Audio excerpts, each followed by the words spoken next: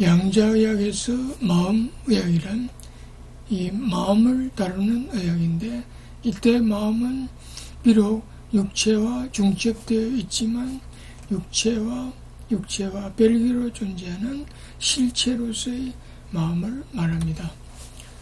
몸과 마음이 별개라면 죽음 후에는 몸과 마음은 어떻게 될까요? 연자는 다음과 같은 사실들을 근거로 죽음 후에도 인간의 마음은 사라지지 않는 것으로 생각하고 있습니다.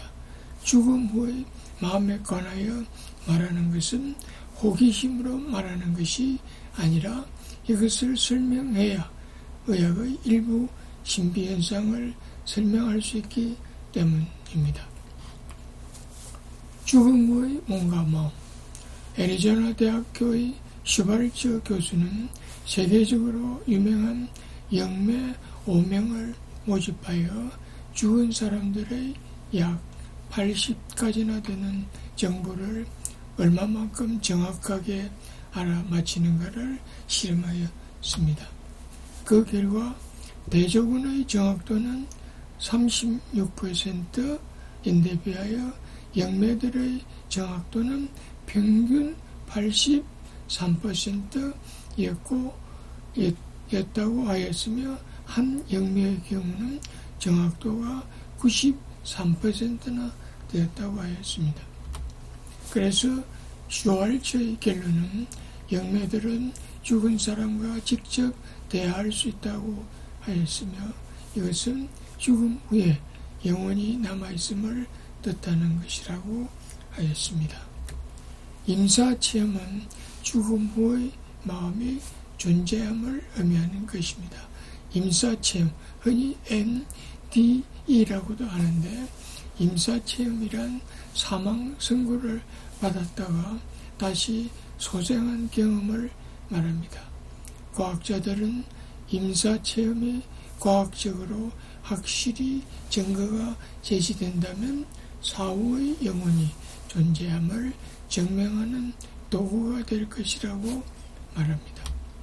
독일의 유명한 인지과학자인 이 루돌프 슈나이드는 죽음 너머의 삶이라는 책을 썼는데, 이 책 내용 중에 몇 가지 사례를 소개하면 이랬습니다. 55세의 트럭 기사는 관상동맥 우회 수술을 받던 중 사망 선고를 받았다가 다시 소생하였습니다. 그는 죽음의 순간에 머무르는 동안 죽은 어머니와 매부를 만났다고 했습니다. 그는 자신의 어머니로부터 집으로 돌아가거든 임파종을 앓고 있는 이웃사람이 괜찮아질 것이라고 전해달라는 부탁을 받았습니다. 나중에 즉 깨어나서 임파종을 앓고 있던 이웃사람은 신기하게도 병이 나았다고 하였습니다. 멜렌 토마스 베네딕트라는 남자는 임사체험 중에 생체과학, 바이오포토닉스, 세포소통, 양자생물학, DNA와 같은 첨단 과학 지식을 배워왔으며, 나중에 그는 이러한 첨단 과학 지식을 이용하여 6개의 특허를 얻었습니다. 또 집단 임사체험 사례도 있습니다. 소방관 한 팀이 숲에서 진화 작업을 하다가 전원이 사망했는데, 그들 모두 임사체험 동안에 죽은 채 누워있는 자기 육신 위에서 서로 바라보았다고 증언하였습니다. 미국의 정신과 의사인 레이몬드 무디는 잠깐 보고 온 사후 세계라는 책에서 잠깐 죽었다가 되살아난 150명을 대상으로 연구한 결과를 기록하였습니다.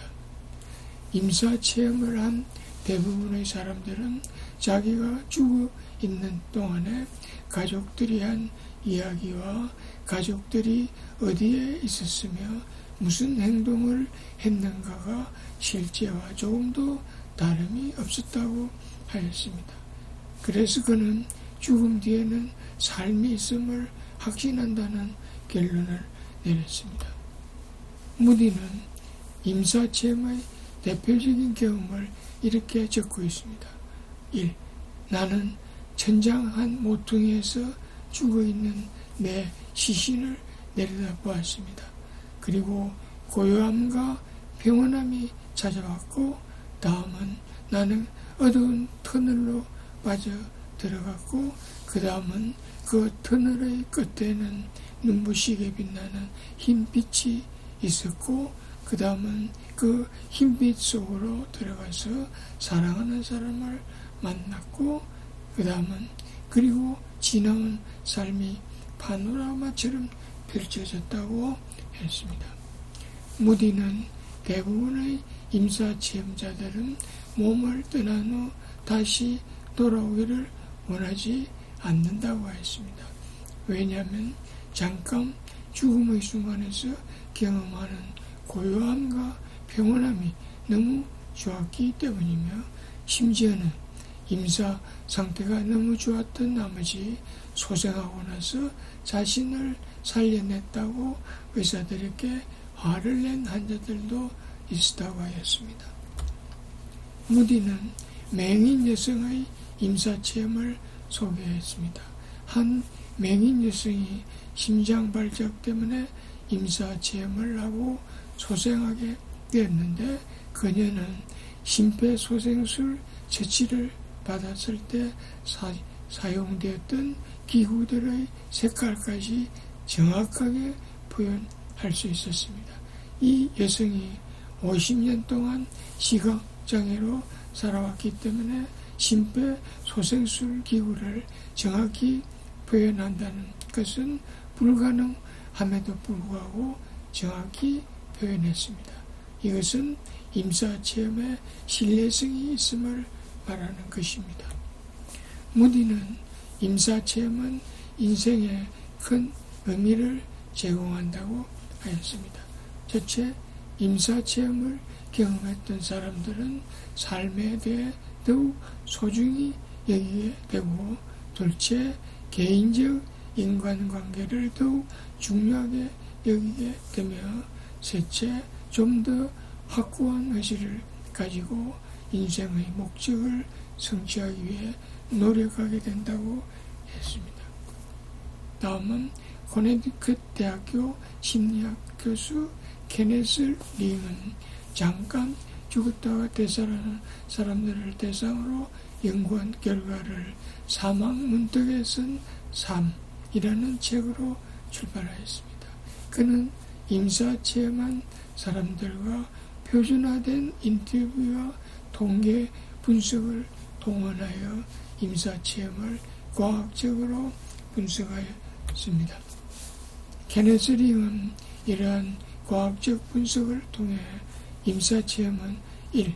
평화로운 감정, 2. 유체 이탈, 3. 어두운 터널, 4. 빛의 발견, 5.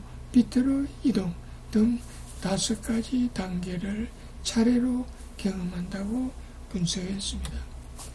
케네스 링은 맹인들의 임사체험을 연구하여 마인드 사이트라는 책을 썼으며, 이 책을 통하여 그는 이 세상을 한 번도 본 일이 없는 맹인들이 임사체험에서 본 것을 생생하게 기억하며 그것들을 모두 사실과 일치하였다고 했습니다.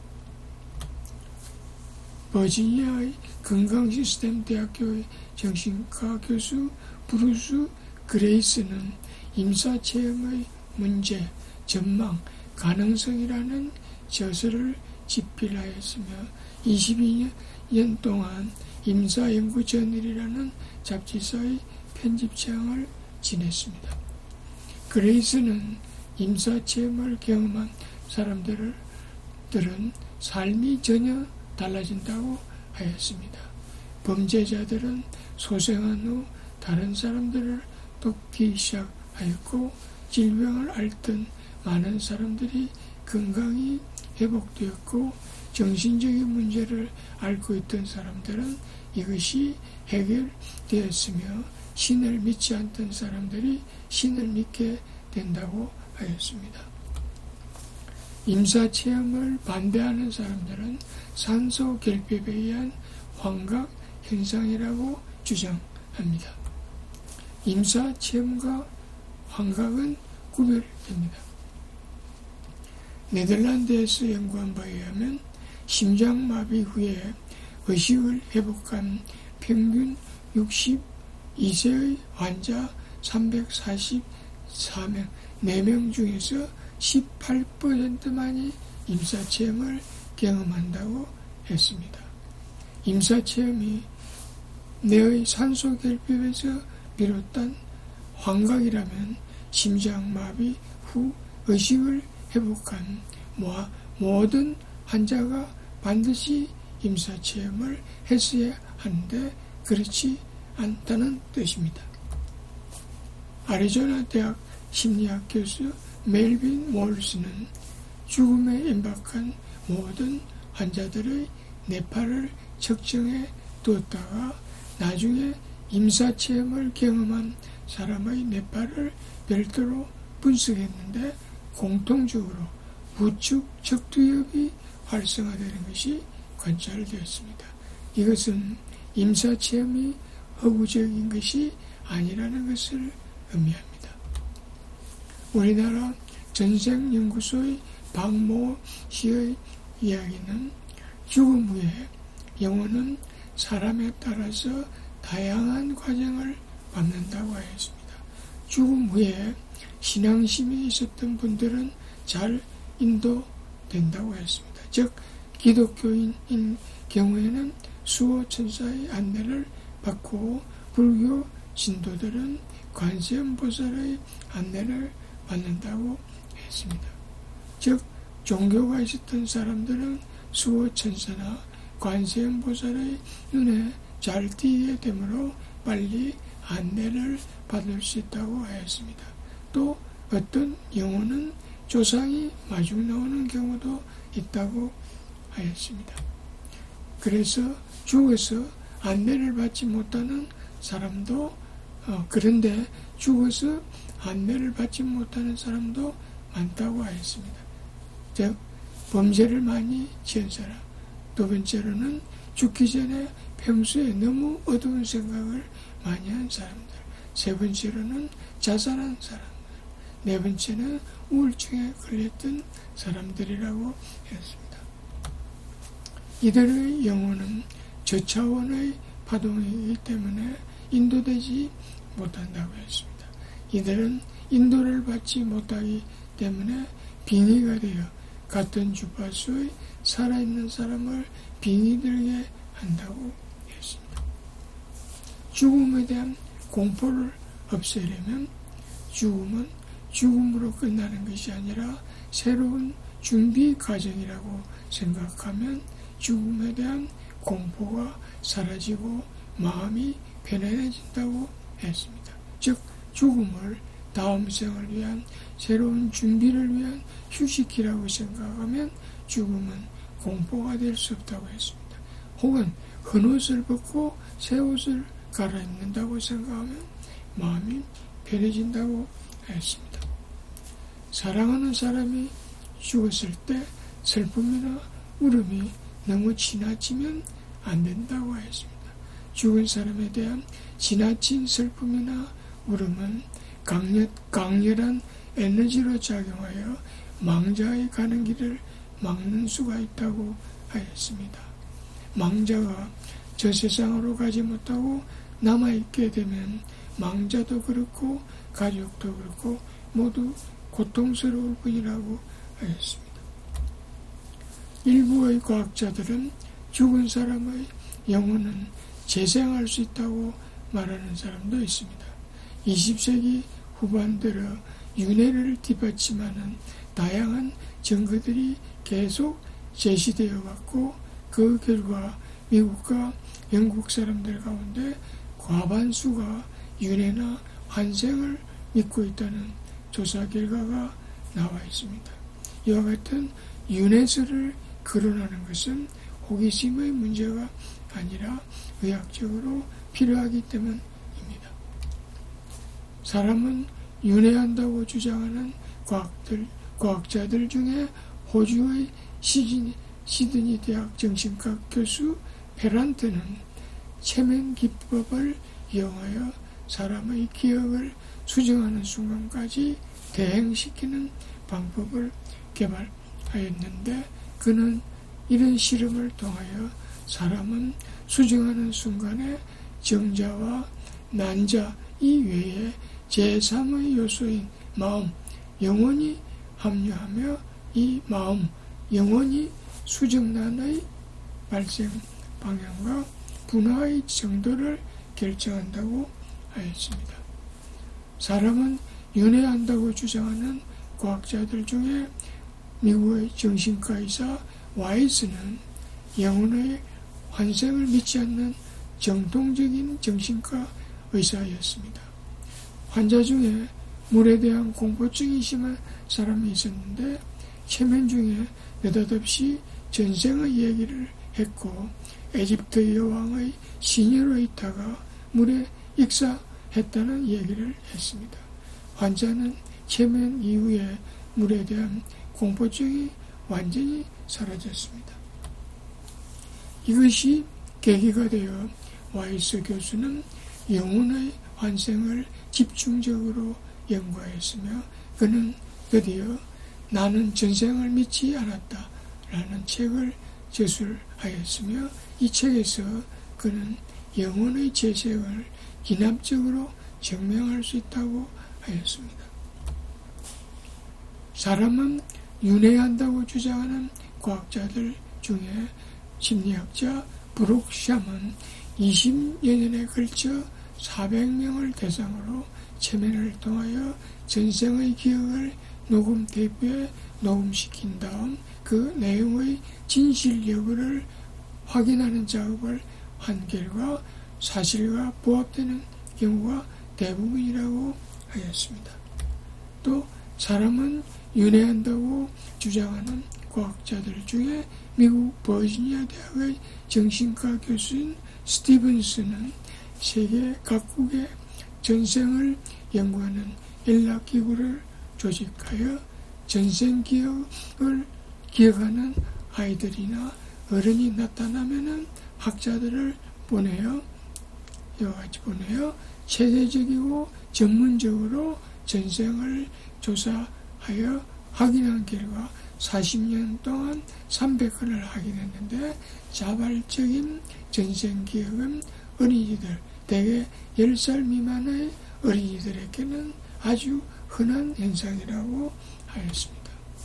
또한 전생이 현생의 육체적 조건과 형태에 뚜렷한 영향을 미치는 경우가 많으며, 신체적 기형이나 모반 등이 바로 그러한 예라고 했습니다.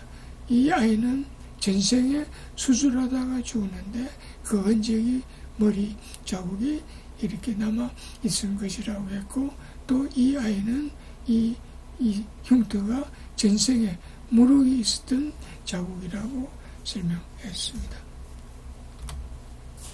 사람은 윤회한다고 주장하는 과학자들 중에 미국의 유명한 정신과 의사 그로프는 LSD라는 약물을 투여하면 사람은 누구나 전생의 역사로 돌아가는 것을 볼 수 있으며, 이때 묘사한 전생의 내용은 모두 사실로 밝혀진다고 하였습니다.